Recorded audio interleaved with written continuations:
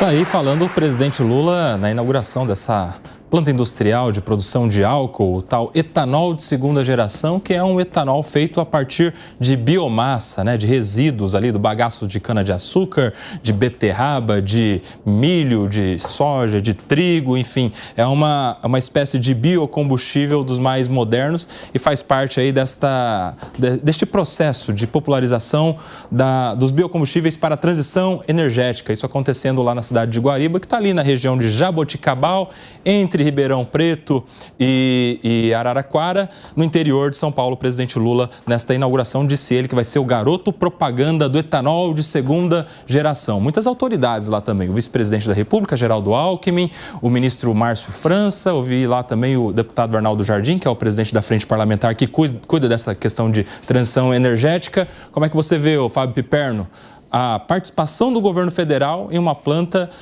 uma inauguração da Cosen lá em Guariba, que vai produzir agora o etanol de segunda geração?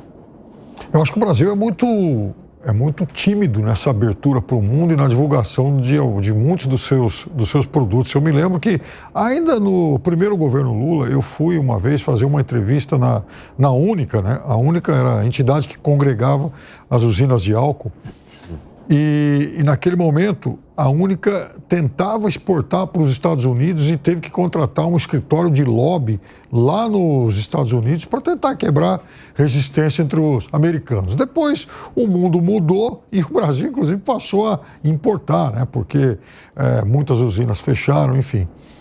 Mas veja, o presidente Lula, muitas vezes, quando viaja ao exterior, ele leva lá delegações de empresários e, inclusive, ele tem ajudado muito o setor de proteínas aí. Volta e meia, o Lula acerta aí para vender carne para algum outro país aí, levando, obviamente, representantes da indústria frigorífica do Brasil para isso. Tomara que o Brasil se conscientize de que esse tipo de produto, esse tipo de inovação tenha que ganhar o mundo. Não adianta a gente ficar falando aqui. O senhor, Nelson Kobayashi, ontem... O quê? Inadvertidamente, no meio de um comentário, de uma pergunta, o senhor citou a marca Gurgel. Sim. Muito bem. 40 anos atrás, eu escrevi recentemente sobre isso. Aliás, o Gurgel era contra etanol, viu? Contra álcool. Sim, o João Manuel Gurgel ele era contra. Você tem toda a razão em relação a isso. Mas, 50 anos atrás, em 1974, no Salão do Automóvel, ele apresentou lá um carrinho chamado Itaipu, meio estranho e tal, de de design muito espartano, que tinha como diferencial um negócio maluco para a época. Ele era um carro elétrico. Naquele momento, o principal meio de transporte, por exemplo, em Pequim, eram as bicicletas. Gurgel sonhou. Gurgel produziu 30, 40 carros. O projeto morreu, não teve apoio, não teve ajuda de ninguém. Obviamente que do ponto de vista tecnológico aqueles carros eram muito diferentes daqueles que existem hoje, mas o fato é que o carro elétrico, 50 anos atrás, nasceu aqui. Nasceu em pouco tempo. Olha aí, ó, o Itaipu elétrico. Elon Gurgel Musk. Itaipu elétrico. Isso minha gente, de 1974. 50 anos atrás, quando a China andava de bicicleta, um empresário brasileiro sonhou e produziu. E morreu sem ver o seu sonho ganhar as ruas aí, porque não teve apoio nenhum. Então está na hora do Brasil incentivar esse tipo de inovação. Sabe o que é interessante? É que se você pega o recorte de que ele era contra etanol, você poderia dizer, poxa, há tantos anos atrás era um negacionista de biocombustível, né? Mas se você pega um pouco antes, ele já falava em carro elétrico. Então ele era um visionário de energia limpa. Tem essa também. Tudo é uma questão de ângulo, de ponto de vista, o Alangani. Você faz o recorte no tempo. Agora, essa participação aí do presidente neste evento, ele está reforçando, evidentemente, ele não é bobo, né? Ele está reforçando a pujança do agronegócio, a pujança do agronegócio nessa parte de transição energética. E aí ele fala assim, poxa, o que falta para o Brasil ser uma grande potência, dado que a gente tem um agro tão forte nessa parte de transição energética, etc. Falta o Estado fazer o seu papel, ou seja, enxugar gasto público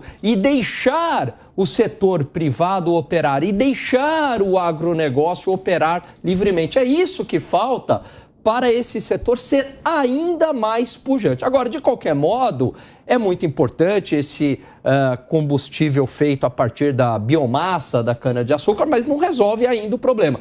Do jeito que o pessoal coloca, muitas vezes, essa questão da transição energética, parece que ela já é uma realidade e resolvemos isso. Não, né? O mundo, infelizmente, é muito dependente de combustíveis fósseis, né? Então, hoje, se a gente utilizar todas as energias renováveis, limpas que tem...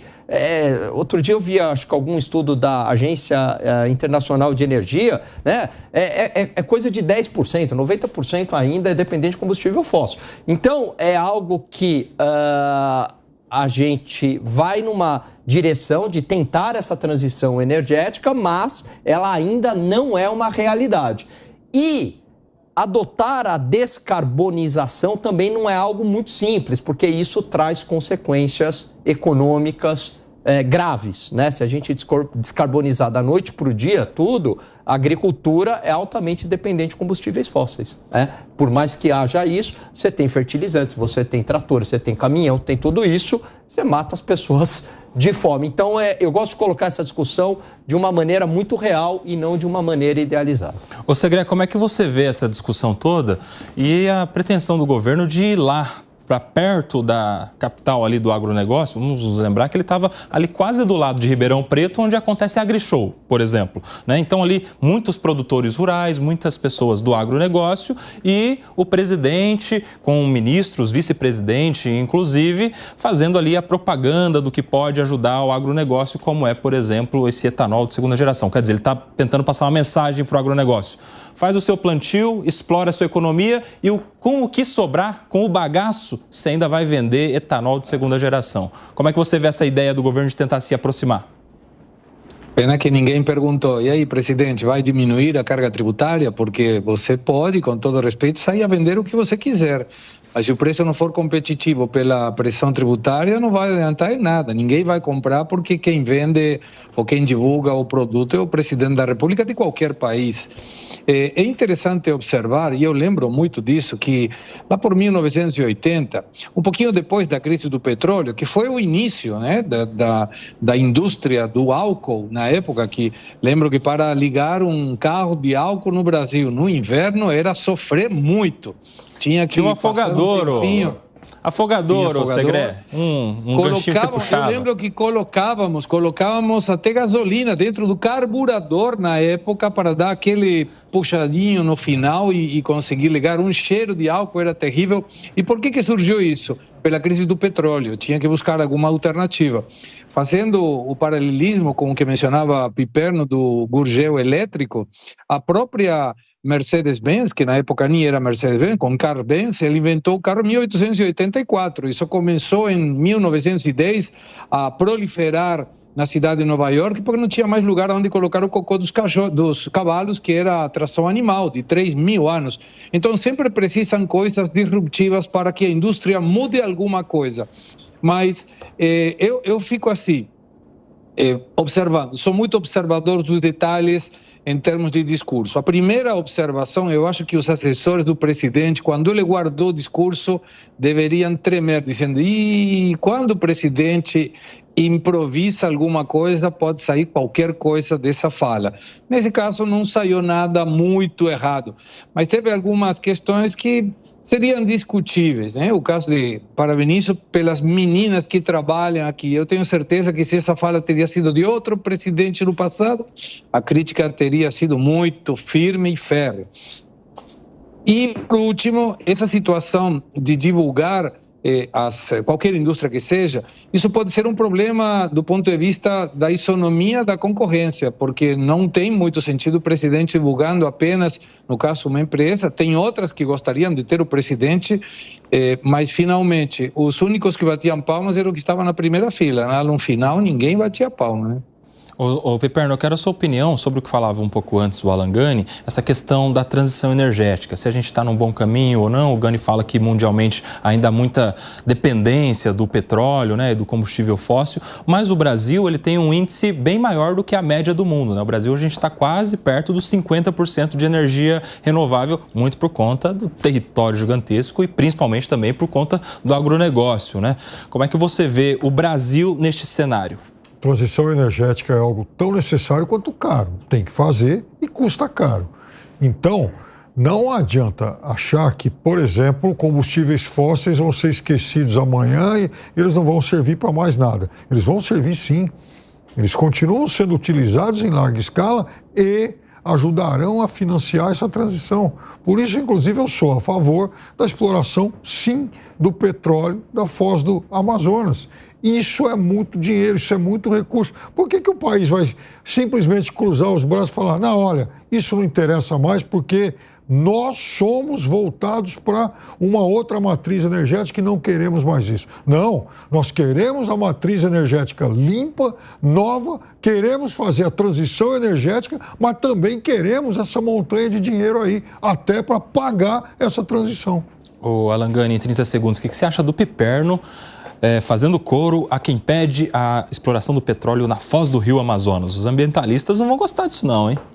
Não, eu acho que o Piperno ele tem uma visão muito real da coisa. Ele entende, né, que simplesmente descarbonizar da noite para o dia e a transição pela transição gera pobreza, né? E daí, por isso que ele defende a exploração do petróleo, porque vai trazer atividade econômica. Aí nós vamos ver todo mundo batendo palmas lá para a Guiana, que cresce 60% ao ano. E a gente ali pertinho, mas isso nós não queremos para nós. Inclusive, a própria nova presidente da Petrobras, tem algum histórico tendente também a esta teoria de que é sim possível explorar petróleo na foz do Amazonas.